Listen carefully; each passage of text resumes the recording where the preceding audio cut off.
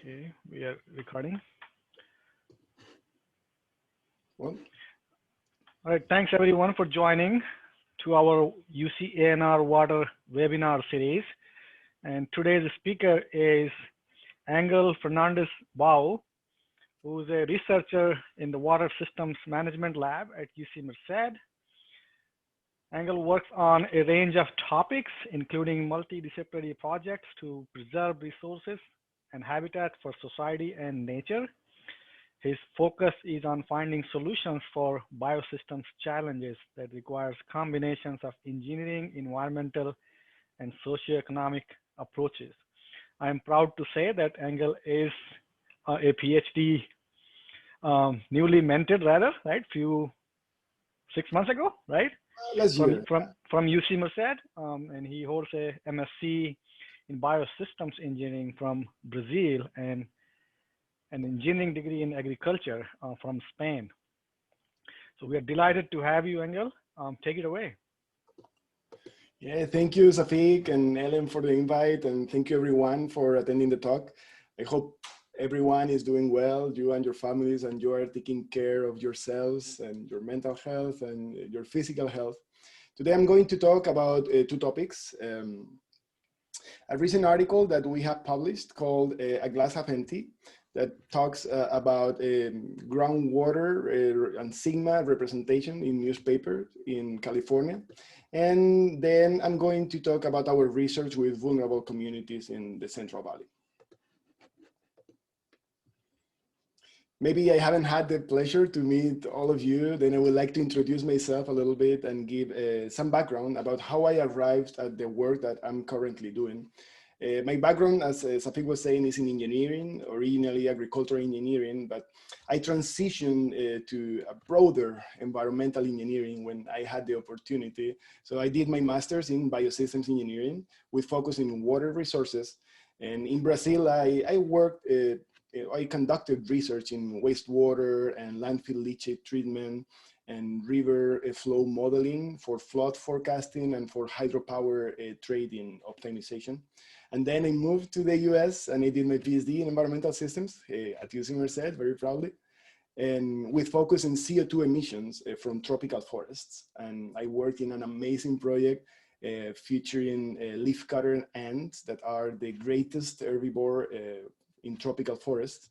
And I had the opportunity to create even my own sensors, my own CO2 measuring devices. And we had a couple of covers for our publications.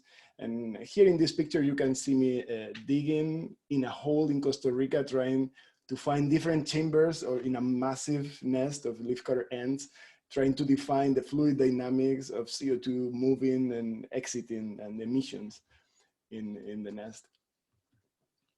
In 2016, a few months after I arrived in California, along with some friends, we started doing workshops with children, and many students were kids from migrant families.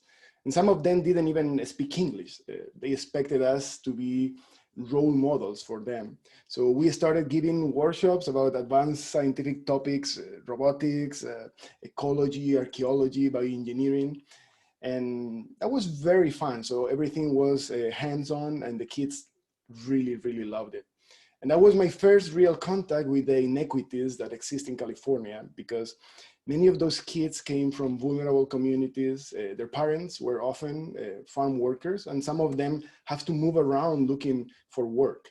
And the kids didn't even have a fixed school to attend. And some of those kids were brilliant, just super smart, but it's difficult for them if they don't have the same opportunities. And in fact, we have continued doing this work with this nonprofit organization we created at UC Merced called Forvenir. But this first contact with vulnerable communities, disadvantaged communities, was very important for me.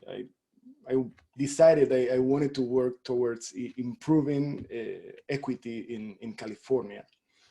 And one of my actions is to volunteer in my free time for the Union of Concerned Scientists in the Groundwater Technical Assistance Network. Basically, we provide technical advice for nonprofits and stakeholders involved with SGMA and groundwater sustainability in general. And we normally work with the smallest or less powerful stakeholders such as vulnerable communities or disadvantaged communities. But I guess even more relevant is when I graduated, I graduated last year, and I had the opportunity to work as a researcher with diverse stakeholders addressing water and environmental issues in California. And Professor Josué Medellin invited me to work with him at his newly created Water Systems Management Lab at UC Merced. And many of you probably know Josué. He's a fantastic researcher, an even better boss. And we have a wonderful team in our lab. At my position, I was able to focus on how to include disadvantaged communities in our research in California. So, we study this water and natural resources allocation based on socioeconomic and environmental constraints, but we use large scale models when the size of the community sometimes is very small. So it's very challenging, and I will talk about that later because, as I said before, today I'm going to divide my presentation into parts. The first I'm going to talk is about this paper that we recently published in the Science of the Total Environment, led by Dr. Lee Bernacki, titled A Glass Half Empty, Limited Voices, Limited Groundwater for California. We basically analyze the role of newspaper media in Sustainable Groundwater Management Act, SGMA, and how the different stakeholders are represented in the media that informs California.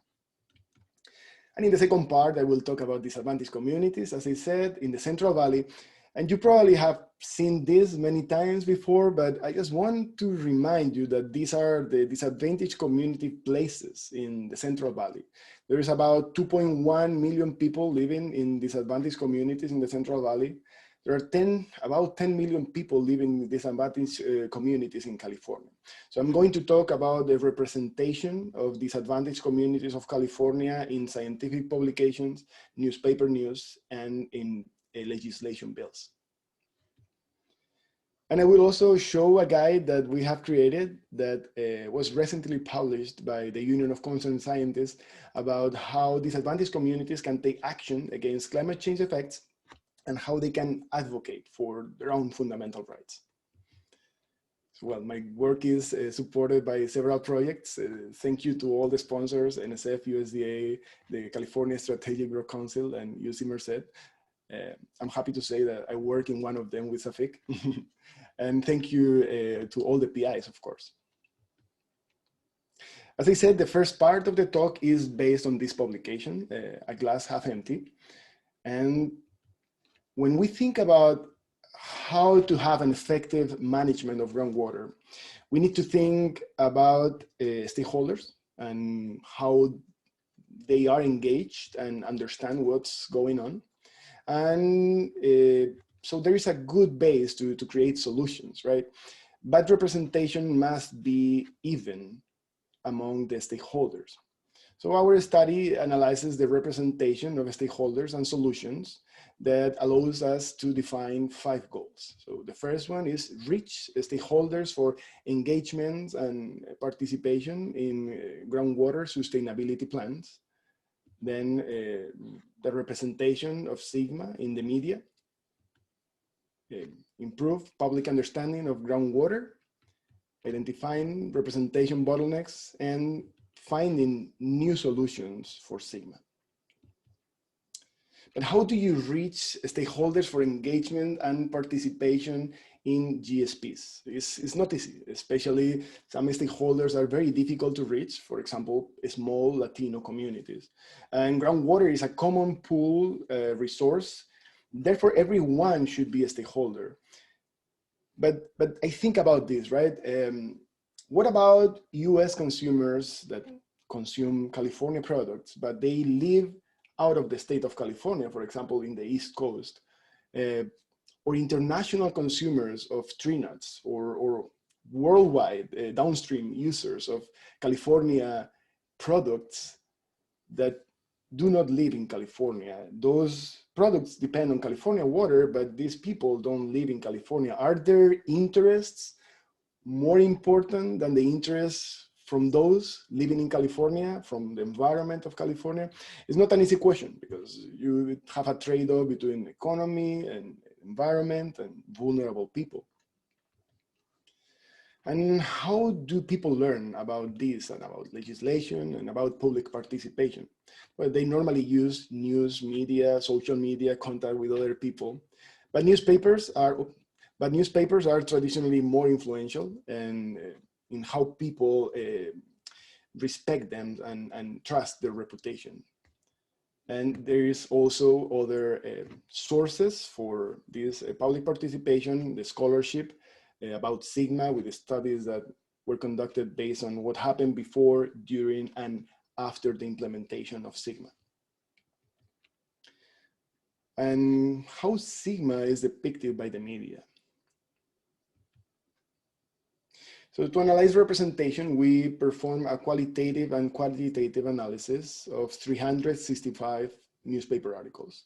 We focused on identifying the stakeholders represented in Sigma-related news, also the solutions and their co-occurrence. And then we analyzed the meaning of those results. All the newspaper news from 2014 to 2019 belong to either the San Joaquin Valley, the Tulare Basin, or to urban areas. And here in the map, you can see in blue, in blue circles are the urban areas. The San Joaquin Basin is depicted in orange in the north, and the Tulare Basin is in yellow in the south. And you can also see how most of the San Joaquin and the Tulare Basins are critically overdrafted. And these are the results for representation of stakeholders. So in the figure, each bar represents a stakeholder and each color represents a region. Urban areas in blue, in the bottom, you can see that is the most homogeneous across stakeholder representation. San Joaquin is on top, is orange. It's also relatively homogeneous. No, it's more or less the same amount of articles to each stakeholder. And Tulare in yellow, in between them, is the least homogeneous. Tulare drives this difference in the bar size, with about 20 times more articles talking about agriculture or talking about policymakers than articles talking about academic stakeholders, for example. And by the way, urban coverage tended to point to the Tulare region as the epicenter of Sigma activity. And in fact, Tulare is the region with the most number of articles about Sigma. And these are the results for the solutions. Also, each solution is one bar, and they are less homogeneous than the stakeholders. The largest number of articles was for supply solutions that were mainly focused on importing water from one area to another through legal or physical means. And Tulare had many results about expanding existing infrastructure or adding new supply. For example, infrastructure is a solution that occurred in 1/3 of all Tulare region articles. And the word canal was the third most frequent word in the infrastructure coding in our analysis. And this table shows the comparison between regions for the expected number of solutions and stakeholders per article. So it's basically how many stakeholders and how many solutions are mentioned per article, per region. And you can see we used a linear mixed model to perform this analysis, and you can see how urban and San Joaquin are not significantly different in their way to represent the stakeholders and solutions, but Tulare is different. And this is a cross-tab analysis of the solutions and the stakeholders co-occurring in publications. It shows number of publications per solution and for each stakeholder. So each graph is one stakeholder, each of the bars represents one solution. So for example, supply and demand solutions that are blue, light blue and dark blue co-occur with agriculture stakeholder, and agriculture is the stakeholder with most articles. You can also see the number is the greatest. But they also, supply and demand can also occur with water manager and city and policymakers. And regulator and academic are the stakeholders with fewest number or the lowest number of articles. And we also perform a cluster analysis of with the solutions and the stakeholders to see how they co-occur. And this analysis involves a reduction of dimensionality using principal component analysis. And you can see that these two dimensions represent very well what's going on. It's almost 80 something % of the total variability of the system. The stakeholder, policymaker, and agricultural industry, and the solution supply are grouped in the same cluster. And this supports our analysis that water supply is a popular solution with the stakeholders who also support agriculture and policymakers. This is a kernel density estimate. And here we can see how often several stakeholders co-occurred with several solutions, right? So the farther from 0, 0, the more holistic the approach of the newspaper article is. And urban had the most holistic approach, normally including more stakeholders than the San Joaquin region and many more than the Tulare Basin or the Tulare region. The diversity of representation in this case contributes to a broader coverage. Then these results suggest that media coverage does not address water as a system. It addresses it through specific topics, not in a very holistic way that would be helpful to understand better the system. Then how can we use this information to improve the public understanding of groundwater? Well, groundwater itself is very challenging. It's a barrier and it's very complex in its nature. So we cannot see what's going on in the soil, but we need to talk more about it. We need to explain it more clearly so people understand better the connection between surface water and groundwater and the whole water cycle. So water is essential and we need to treat it as essential. And not only the newspapers are important, also scientists and other stakeholders need to do their part in this, our part. So that guide, for example, about groundwater is a very good example that was published by the Union of Concerned Scientists a couple of years ago and was very popular.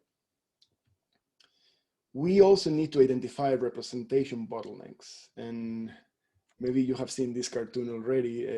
We need to be aware of our biases and address other stakeholders' biases, especially biases in communications, because sometimes those biases are motivated by political or socioeconomic positions, but other times those biases are due to a lack of knowledge or information.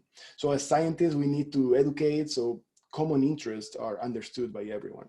And again, groundwater is difficult to understand, that's a bottleneck, but it's a common resource. So all the stakeholders involved must be well represented in decisions related to it.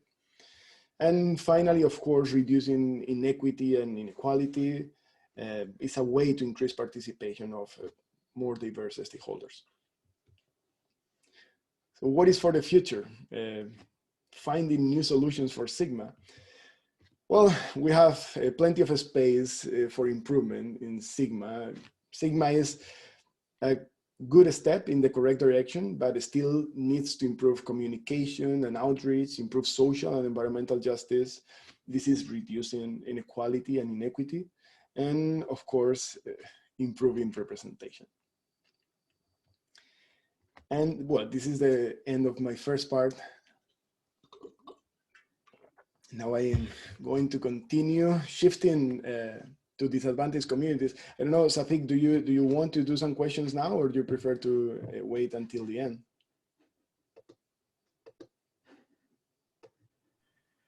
Yeah, we only have one question right now, but perhaps we can wait until the end. Sure. So I can read it out. Okay. So now I'm going to talk about disadvantaged communities. And as I was saying, I started working with disadvantaged communities to include them in our models. Our team studied water and natural resources allocation. And, you know, we use large scale models when many communities are very small in size.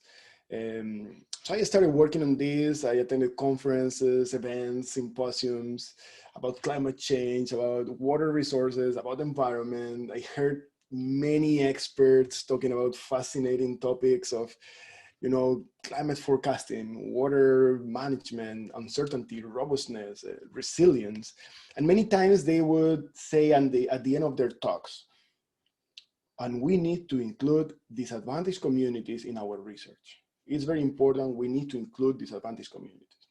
So I would go to them and I would ask, oh, how do you include disadvantaged communities in your research? And they said, well, I don't know, but we need to do it. And it was frustrating. So it was frustrating because it's something that it looks like everyone knows that we have to do, but no one knows how to do it, right?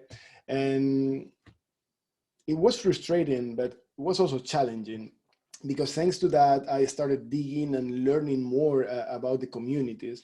And by then I met my colleague, my friend, Pablo Ortiz Partida from the Union of Concerned Scientists, who was in a similar position and who had the similar background, similar doubts, and we decided to join efforts. And we decided that we had to visit the communities and we needed to learn from the literature how to include those communities in a practical way in our research. And we made a plan. And our work with disadvantaged communities has three main objectives. First, giving advice to the communities. Second, amplifying their voices and empower them as the stakeholders. And third, creating multi-benefit frameworks.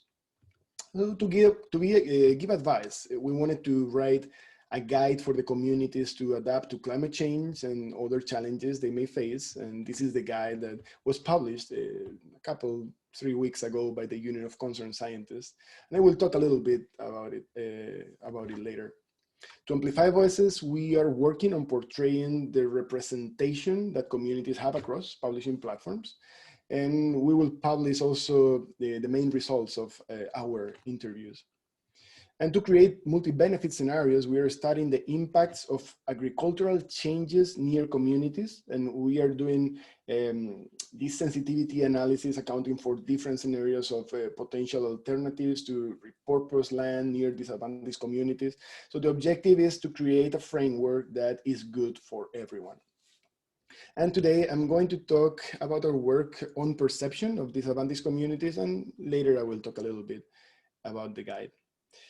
But before I continue, I would like to acknowledge the fantastic work done by many social scientists with disadvantaged communities. So we are not working on this to reinvent the wheel or to override anyone's work. Our objective is to better understand disadvantaged communities as engineers, as natural scientists. There is a lot of work done, but there is also a disconnection between the more technical and engineering part of academy and the reality of the communities, of the disadvantaged communities. When there is a problem, it's worse in disadvantaged communities. So everyone has heard about disadvantaged communities. Every once in a while we hear about these places. Sometimes it looks like it's far away, with many socioeconomic problems and environmental injustice. Problems such as water quality, water availability, droughts, floods, air quality, and socioeconomic problems such as lack of opportunities, oppression, lack of representation, racism, poverty. While environmental injustice topics such as air and water quality have been broadly studied, their interconnections with socioeconomic difficulties is less understood. So the truth is that disadvantaged communities experience a disproportionate share of the most pressing challenges, like social, environmental, and economic challenges. And these challenges co-occur, creating a compounding effect that leads to structural conditions of extreme inequity, extreme inequality, and extreme injustice that are more complex than just the sum of their parts. And we know this is true, but there is not so much richer about the effects of these co-occurring issues and how to solve them. So there is not enough multidisciplinarity and holistic perspectives. So that's why I guess it's reasonable to say that when there is a problem, it's worse in disadvantaged communities, that we have seen it with COVID, for example. And in this picture, this gentleman is from a disadvantaged community near Visalia, and he's filling jugs with water because their well is dry. And here I want to briefly explain why a well in a community runs dry. I guess it's intuitive that when there is not enough water, they will run out of it. I mean, makes sense. But also disadvantaged communities have shallower wells than nearby farms. But to visualize it, I think about this community that is near a farm, and that farm has a well. Let's say it serves 500 acres. It's a regular size for a farm. And they apply 3 acre-feet of groundwater from that well per acre and year. That's about 1 meter of water. And given the rate of research of an aquifer in the Central Valley, that is about 300 millimeters per year, that well needs about this area to recharge every year. So this means that the well is withdrawing water from the aquifer of the community. And in a normal year, if the community is within 1.5 kilometers, this well will be withdrawing water. And in a dry year, it could be up to 2 kilometers. And now imagine that the community is surrounded by agriculture, right? Yeah, it's overdraft without using their own water. And this does not mean that the farmers are to blame for this. The farmers follow the law and the regulation, and yet these circumstances occur. And they occur because the regulation near disadvantaged communities are not good enough, and they are not prioritized.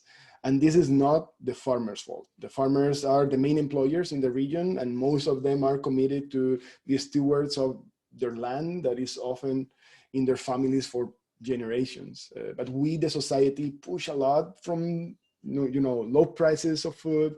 California farmers have to compete with produce from abroad that does not follow the same strict rules. And the truth is that in the US, we consume everyday products from slavery and from mass destruction of the environment that are practices that are not allowed, obviously, in the United States. But going back to the disadvantaged communities, in this study, we focus on the Central Valley, where the San Joaquin Valley is a hotspot for disadvantaged communities. There is this investigative report of the New York Times that calls the Central Valley a place where flint is everywhere after the famous case of lead contamination in tap water in Flint, Michigan, that affected disproportionately African Americans from socioeconomically depressed areas. And there are more than 2 million people living in disadvantaged communities here in the Central Valley in 467 census tract. That is about 200 communities, of which more than half are severely disadvantaged. So remember that more than 1 million people in the Central Valley don't have reliable access to clean water. But what is a disadvantaged communities? There are 2 definitions, right? The traditional one is a community which median household income is 80% or less than the state's income. And the state's income here is $71,000 per year. Then a disadvantaged community has less than $57,000 per year, per household. And many of them have much less. But we prefer the more extensive definition by the California Office of Environmental Health Hazard Assessment, OIHA, that developed a tool called a CalEnviro screen that probably many of you are familiar with.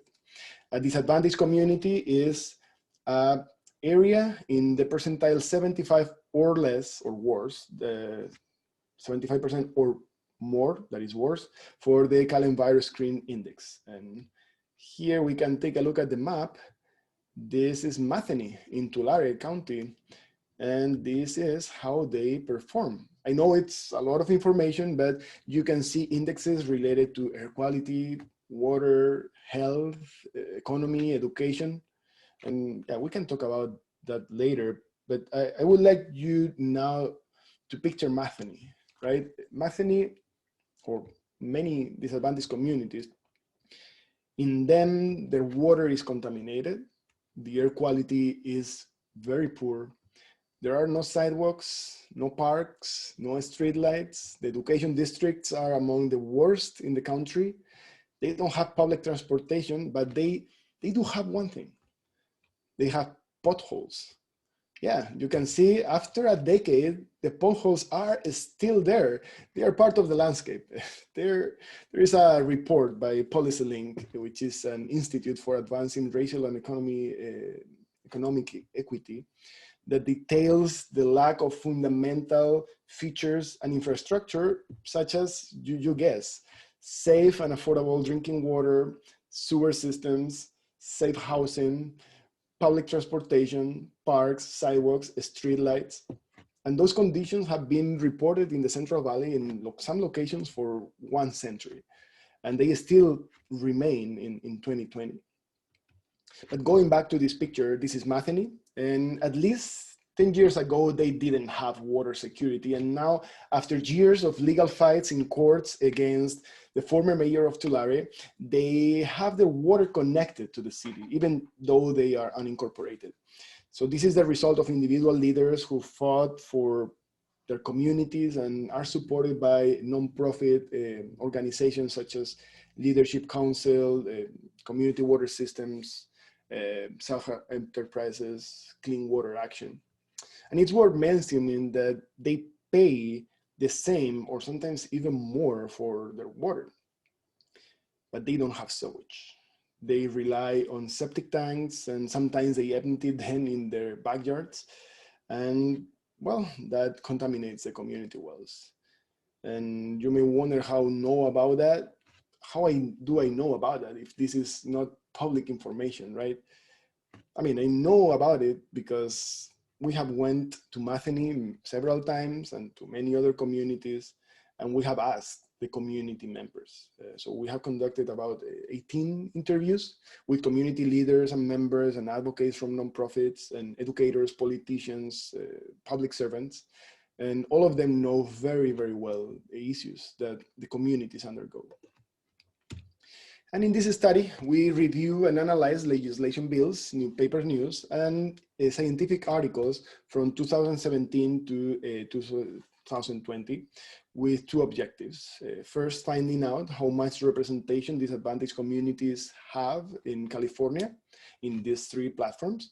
And second, how well those platforms understand the problems, the needs, the concerns occurring in disadvantaged communities. Basically, how well they represent the quality of what is going on there.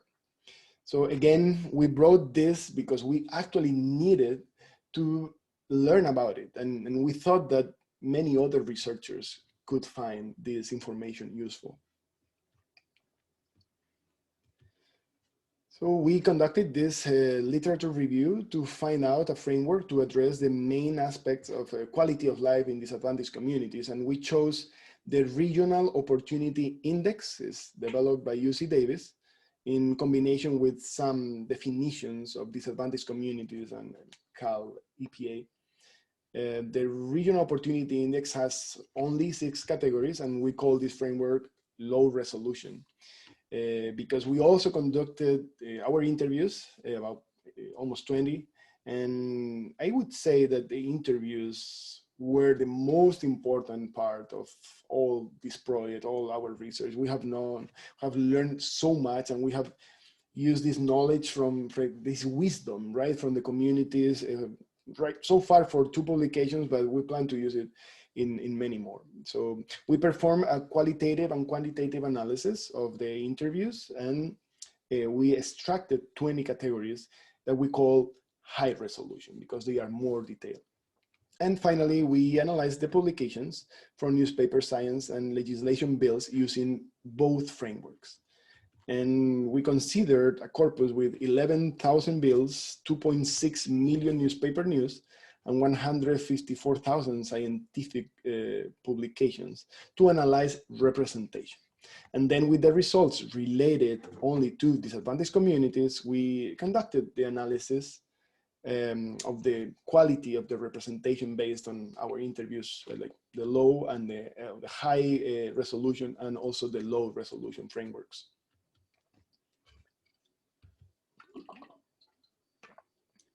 And surprise, I guess it's not, but disadvantaged communities are overwhelmingly underrepresented.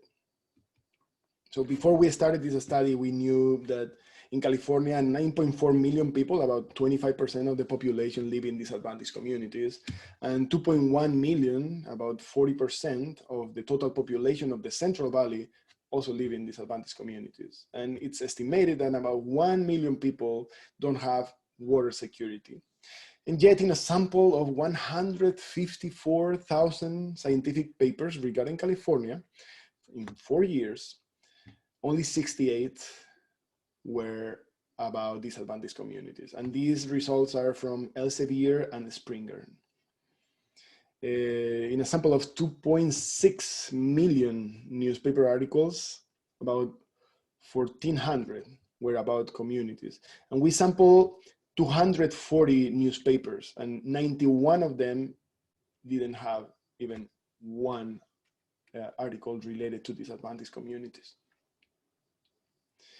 And the mentions, you can see in the figure, the mentions to disadvantaged communities have increased over the last 2 decades, but communities are still overwhelmingly underrepresented. So roughly speaking, just to put a ratio, the ratio to Californians living in disadvantaged communities is 4:1.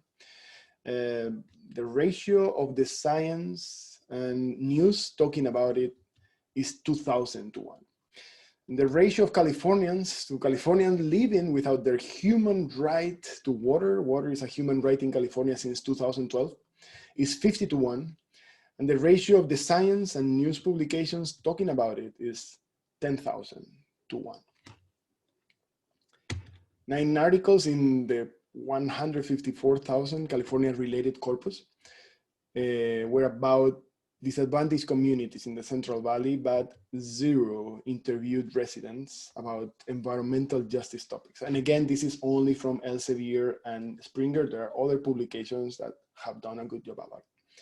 This suggests that the scientific community may be assuming what problems the communities have without learning about them or about their reality firsthand. And by assuming what we scientists think the problems are, we are creating a bias that does not help understanding the problems holistically or prioritizes our investigation based on actual needs.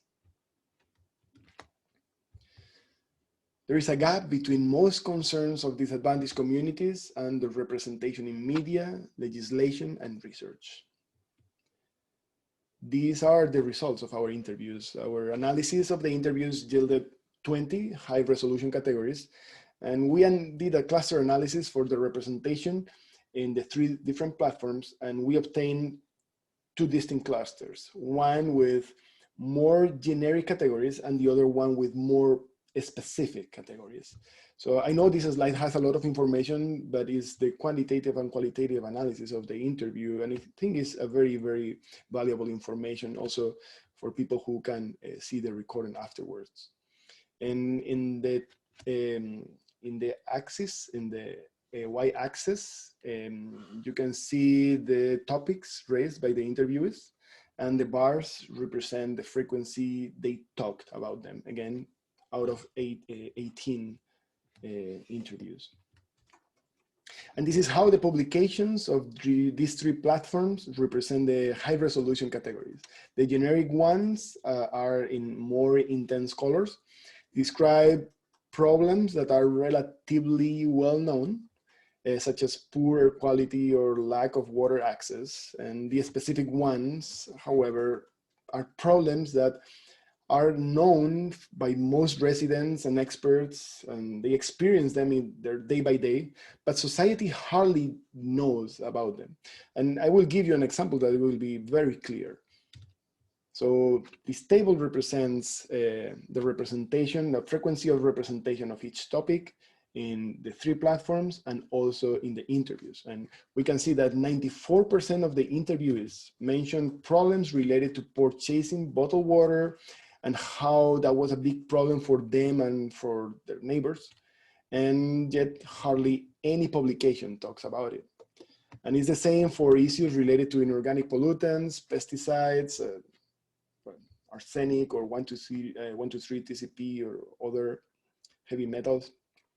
It's the same for specific health issues such as valley fever or extreme heat. And I mean, we have a lot of stories. For example, a person told us that 3 people in their family died with valley fever. And I mean, that's not a not well studied health hazard, right? And probably is because only affects low income families in the Central Valley. And it's the same with extreme heat that farm workers have to endure. And this year, besides the extreme heat, farm workers endure also the coronavirus pandemic that affected them disproportionately. And also the wildfires in California. We were, complaining that we cannot walk our dog outside or our cars are dirty with ashes. And they were in the middle of that, in the middle of the pandemic with this toxic air, collecting food for us. And we can go back to Matheny. And this is the example I was giving before. So the kind stakeholders of Matheny, our friends, community leaders and residents opened their doors, opened their houses and told us a lot about them. And we visited Matheny several times. We attended community meetings organized by the Leadership Council where county engineers attended to give updates about the infrastructure the county is going to build in Matheny. And you know what kind of infrastructure? It's, well, sewage. In Matheny, they don't have sewage. Then I read here the drinking water percentile 56. However, in Matheny, they cannot drink or cook with the water from their taps. Some people told us that they have rashes when they shower because their water has a lot of arsenic. And since they don't have sewage, the community wells are contaminated with Escherichia coli, with Giardia, and with Salmonella, because some residents empty their septic tanks instead of have them emptied professionally for $300. And it's this lack of information about the consequences of doing it. And Matheny, they don't have sidewalks, they don't have street lights, they don't have a supermarket, even though there are 4,000 people living there. So they have to buy super expensive in the gas station, or, I mean, if they don't have a car, what are they going to do, right? So honestly, the most realistic percentile here is the PM 2.5 and 99% percentile, because sometimes they are sprayed with pesticides. And they told us that some children had asthma, and when the children left the community, they stopped having asthma. And another person told us that they bleed from their noses when they are sprayed in their house. Then, if these percentiles, I think they are either inaccurate or extremely worrisome if there are so many communities with many more challenging issues than Matheny. And this is another example of how we, scientists or society in general, may be biased when we think about disadvantaged communities. So this is the tap water in the city of San Joaquin in Fresno County, in the west of Fresno County. So sometimes it has a lot of sediments and pollutants. When they open the tap, just black water comes out. And the person who provided this picture said that not everyone in the city had money to purchase bottled water. And then he showed us these videos, pictures. People sent him, videos and pictures every week. And, then, yeah, we asked him, we asked him about the environmental concerns in San Joaquin. And, we were expecting that he would say water, but you know what he said? He said air. And then he said that most people can purchase bottled water, but no one can purchase air. And he took us outside and he showed us his car. It was a nice car, and it was all covered with micro droplets and you touch it, it's like a sandstone, and it's the pesticide drift from the surrounding farm fields. And that person was one of the, I mean, the people who help us the most with our work. And he was very committed with his community, and he was infected with coronavirus, and he died with COVID in July. And it was, yeah, it was very sad, because he was really, really well committed, and he was helping the most vulnerable in his community. And this is just one of the thousands of real stories of disadvantaged communities that go unheard and just forgotten. Well, developing effective policies requires addressing nuances and co-occurrence. And I think education is a good example of the disconnection between the societal perspective of disadvantaged communities and the actual roots of co-occurring problems.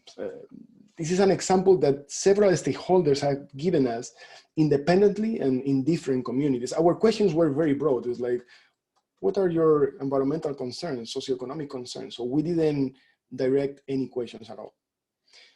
So some of the schools with the worst performance in the country are in the Central Valley. But education may not improve by bringing the best teachers or state-of-the-art schools with the best teaching technology, because often the root of educational problems is everything but education. And there are several examples: the streets without sidewalks and students without transportation, and that makes the students get wet socks for the whole day when it rains. Very high temperatures that we know in the summer in the Central Valley and also in the fall, and the students don't have air conditioning. Many schools in communities of color don't provide clean water to drink for the kids, so they may be thirsty. Parents that often have more than one job and they cannot devote times to their kids, and that is a lack of motivation for the children.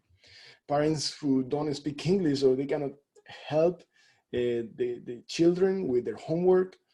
There are no green areas or parks, so the children cannot see this connection between humans and nature that sparks the natural curiosity and to learn.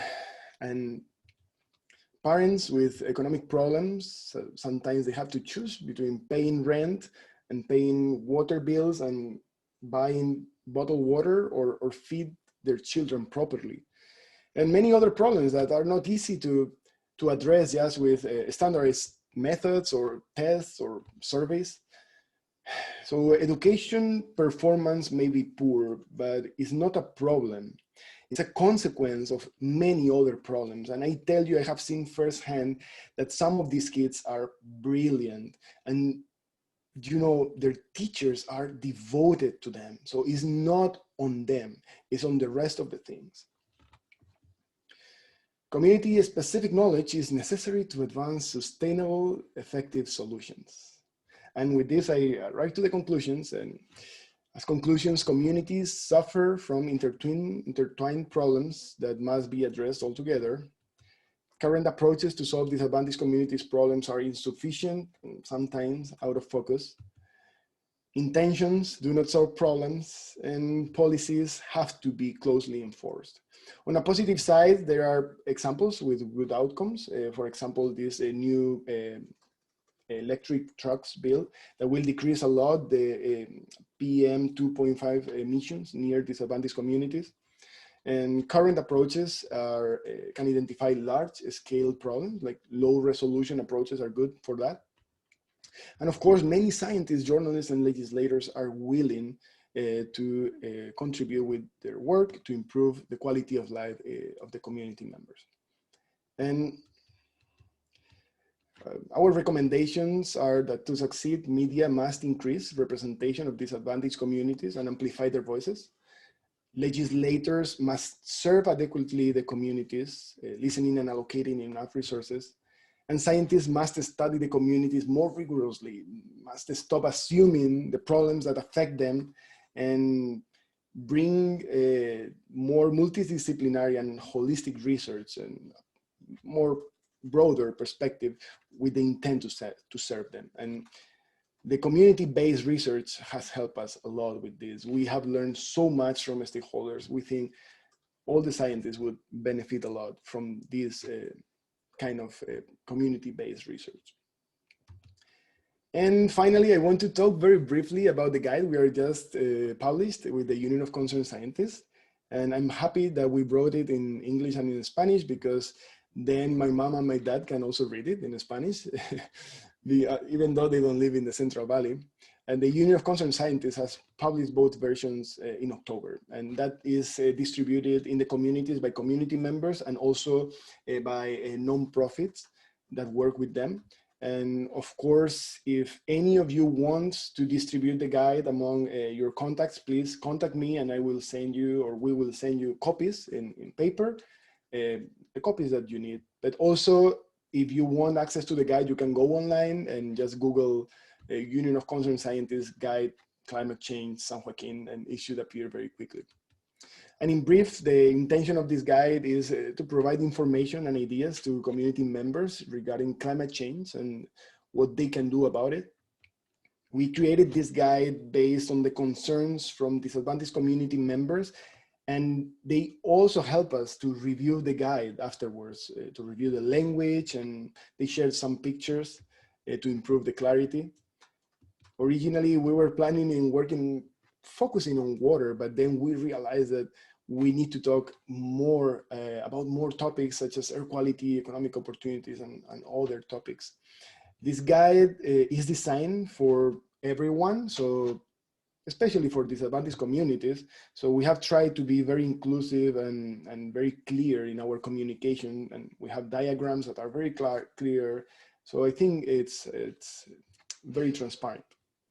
And we want this to be a dynamic project. We are creating a web version of the guide with the concerns and the community, the science can be updated. And this is how it looks like. Yeah, so it has different sections, an introduction to each section, the community concerns raised by the stakeholders, by the community, and how those concerns are likely to be impacted by climate change. And lastly, each section has some ideas for adaptation strategies that goes from very basic things like fixing leaks or hydrate when it's very hot and dry, to advocacy activities and phone numbers and agencies to call to report water quality issues or air quality issues or any violations of their fundamental rights. And with this, I want to thank you again. If you have any questions, maybe we can talk about them now. Engel, thank you so much. Thank you so much. I'm just gonna say that I am shocked, but I'm not surprised, as you rightly said. So we all have work to do. So I'm just gonna, so if you have questions, just put them in the chat, because we're not supposed to record anyone who is non-UC. So write that in the chat and I will read it out. So I think the first question is, how is an economics solution defined? And this is related to your Sigma solutions. Yeah, so all the solutions and all the stakeholders are defined with keywords, and we look for those keywords in the different newspaper news. And I mean, we do that with NVivo, and I don't know if you know NVivo, but basically we encode the articles at the paragraph level, and each paragraph may have several keywords, and these keywords classify that paragraph and then that article as containing economic solutions or the other types of solutions. So this may include water trading or land retirement, paying for land retirement and things of that nature? It may. I mean, I would need to check all the keywords, but yes, probably yes. Okay. Maybe incentives too. I mean, yeah, I should check. Okay, the next question is, as you mentioned, there is an insidious connection where many DUCs, meaning disadvantaged communities, have limited opportunities outside of agriculture, while agricultural activity also degrades water quality and accessibility. Can you speak a bit about how this coupled feedback loop can be interrupted or how to improve the harmony between the agriculture systems and workers who live in these areas? Yeah, absolutely. That's part of one of our projects. We are trying to create or propose a framework to create buffers surrounding disadvantaged communities. That it's something that has been proposed previously. But in this case, we don't want just to retire the land. We also want to bring to this retired agricultural land new opportunities for agricultural industry or for solar panels or for, I mean, green areas, wildlife.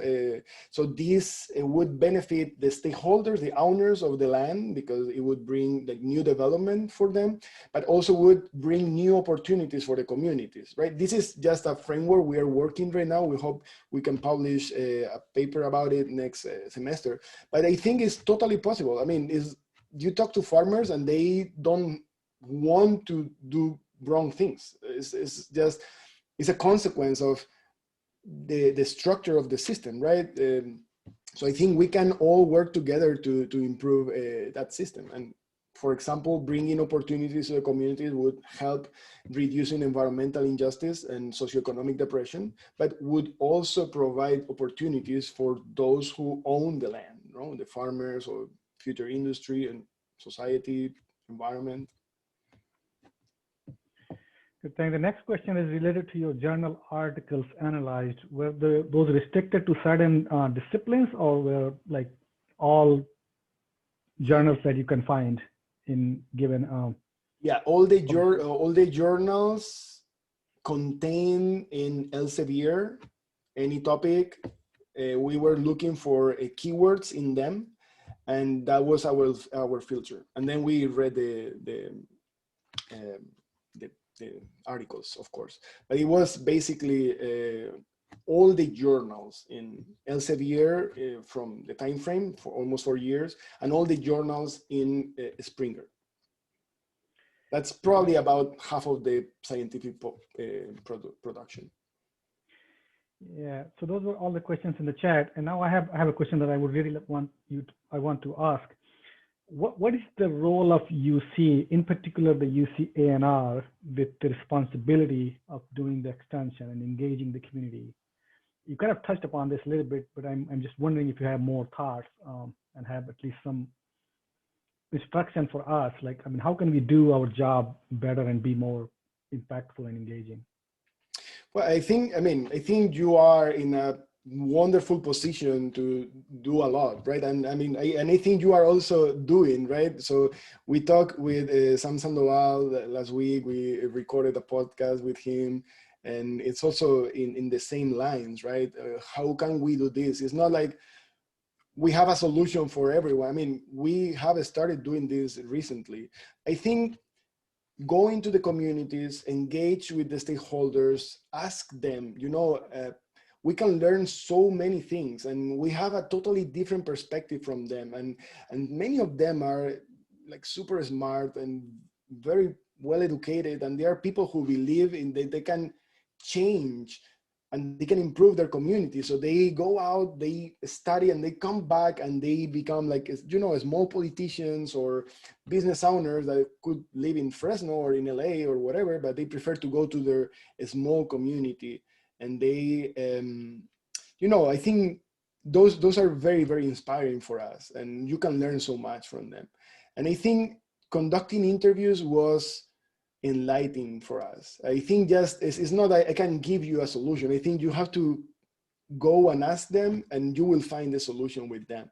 I mean, but if I have to tell you something is, you can continue the work you do and these infographics and be like your outreach to be more extensive, but to produce the outreach, I think, humbly, I think that talking to the communities is extremely, extremely useful. And this community-based participatory research is totally necessary if you want to work with them. Yeah, I know we are over time, but I want to give at least some time for Ellen or David if they have any closing thoughts or questions.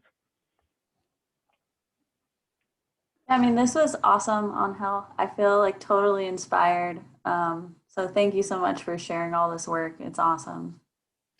I'm trying to you know, to channel the inspiration I have for from the communities. You know, some members were just amazing. Like, you know, it's amazing. Like people who have been working, fighting for their community for 10, 20 years, and they don't have so much, but they give everything. You know, it's amazing.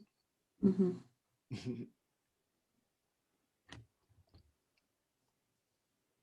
So, Fika, I know you're over. This is David Lewis. I just would like to, again, thank Angel. This is just amazing work and really eye-opening for all of us to think about not only how to do it, but what you've learned.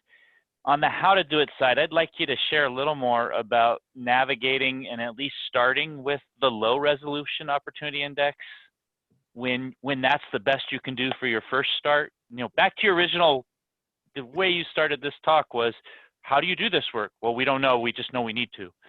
So Yes. Can you help us think about that a little more? Yeah, so again, I come back to saying that there is amazing work done by social scientists, and some of them are at UC Davis, and they have developed this regional opportunity index. But there are other indexes, and there's a lot of literature in the social science that can help us understanding better the framework. You know, the framework that you can face when you go there.